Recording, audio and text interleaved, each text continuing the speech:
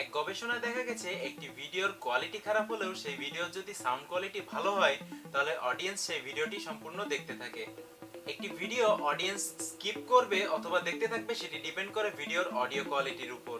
কি ভাবছেন, audio editing এর জন্য তো অডাসিটির দরকার হয়, যেটা পিসি বা ল্যাপটপের সফটওয়্যার। তাই আজ আমি আপনাদের দেখাবো কিভাবে অডাসিটি সফটওয়্যারের মতো অডিও এডিট করবেন, তাও আপনার অ্যান্ড্রয়েড মোবাইলে। সো হ্যালো ফ্রেন্ডস, কেমন আছেন আপনারা সবাই? আমি জিম আছি আপনাদের সাথে এন্ড আপনারা দেখছেন হুজ দ্য বেস্ট। তো গাইস, আজ আমি আপনাদের যে মোবাইল অ্যাপ্লিকেশন দিয়ে অডিও এডিটিং দেখাবো তার নাম ওয়েবপ্যাড। আমি এই অ্যাপের কথা কেন বলছি? আমি এই অ্যাপের কথা এজন্য বলছি কারণ এই অ্যাপের অডিও এডিটিং সিস্টেম সম্পূর্ণটাই অডাসিটির মতো। তো অ্যাপটি আপনি প্লে স্টোর থেকে সিম্পলি ডাউনলোড করে নিতে পারেন। সেখান থেকে হয়তো আপনাদের কিছু টাকা দিয়ে অ্যাপটি পারচেজ করতে হতে পারে। তবে আমি জানি আপনারা বুদ্ধিমান, আর বুদ্ধিমানের জন্য অনেক রাস্তা খোলা থাকে। তো বেশি কথা না বাড়িয়ে চলে যাই আমাদের মোবাইল স্ক্রিনে। একটি ভিডিও কন্টেন্টে ব্যাকগ্রাউন্ড নয়েজ কিছুটা এমন হয়,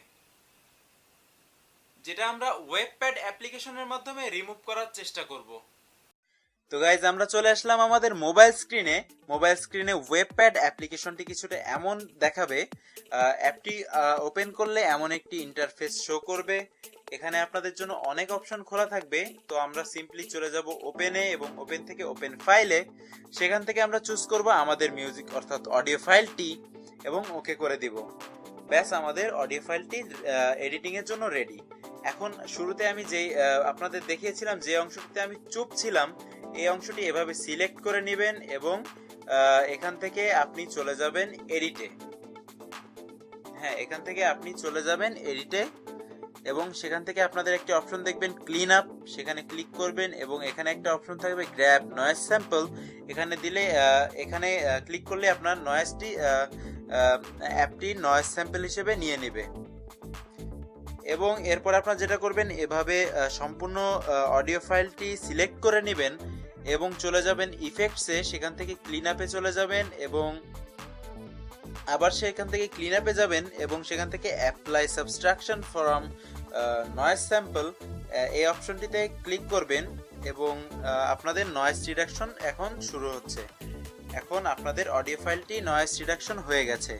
এখন আপনাদের যেটা করতে হবে সেটা হচ্ছে সেভ করতে হবে। সো এখান থেকে সিম্পলি হোমে চলে যাবেন এবং সেভ থেকে সেভ ফাইলে। ব্যাস, আপনাদের অডিও ফাইলটি এখন সেভ হয়ে গেল। একটি ভিডিও কন্টেন্টে ব্যাকগ্রাউন্ড নয়েজ কিছুটা এমন হয়, যেটা আমরা ওয়েবপ্যাড অ্যাপ্লিকেশনের মাধ্যমে রিমুভ করার চেষ্টা করব। তো ফ্রেন্ডস, আমাদের আজকের ভিডিও এ পর্যন্তই। ভিডিওটি থেকে যদি আপনি সামান্য উপকৃত হয়ে থাকেন তাহলে ভিডিওটিতে একটি লাইক দিন। আর আপনি যদি আমাদের চ্যানেলটি এখনো সাবস্ক্রাইব না করে থাকেন তাহলে please hit the subscribe button. আপনাদের যদি কোনো কনফিউশন থাকে তাহলে আমাদের কমেন্ট করে জানান। তো দেখা হবে পরের কোনো ভিডিওতে। সেই পর্যন্ত ভালো থাকুন, সুস্থ থাকুন, বাই।